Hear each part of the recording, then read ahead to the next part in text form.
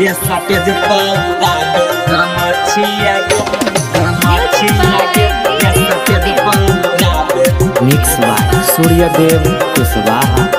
सखी दुल्हा के बाप छै निमोछिया गे निमोछिया गे निमोछिया गे। सखी दुल्हा के बाप छै निमोछिया गे सखी दुल्हा के बाप छै निमोछिया गे। ये सतेज पौरा गे सतेज पौरा ये सतेज पौरा बे गमछिया गे ये सतेज पौरा बे गमछिया गे ये सतेज पौरा बे।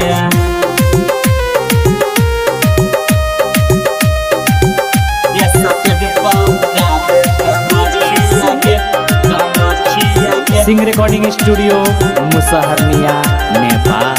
आगे सभे बाराती के मुँह छै चपटल जेना लागे हमरा भागैया झपटल भागैया झपटल भागैया झपटल। आगे सभे बाराती के मुँह छै चपटल जेना लागे हमरा भागैया झपटल भागैया झपटल। आगे मारै बोला बैठ गछिया गे गछिया गे साला समधी मुतक्का लछिया गे आँख मारे बोला बैठ गछिया गे।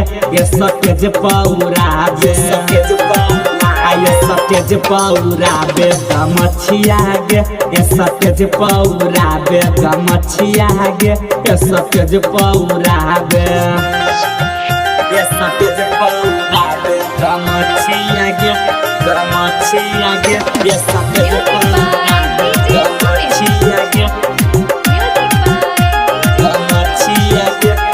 दुल्हा के भैया बरैया लागैया दहेज के मोटरीला से हो कन्हैया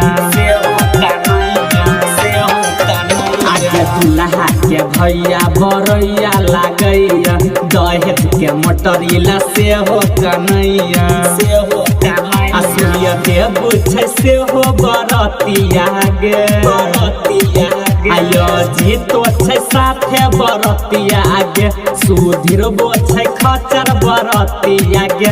ये सतेज पौरा गे आयो सतेज पौरा बे गमछिया गे ये सतेज पौरा बे गमछिया गे ये सतेज पौरा बे सतेज पौरा। सखी दुल्हा के बाप छै निमोछिया गे सखी दुल्हा के बाप छै निमोछिया गे। ये सतेज पौरा गे सतेज पौरा ये सतेज पौरा बे गमछिया गे ये सतेज पौरा बे गमछिया गे ये सतेज पौरा बे।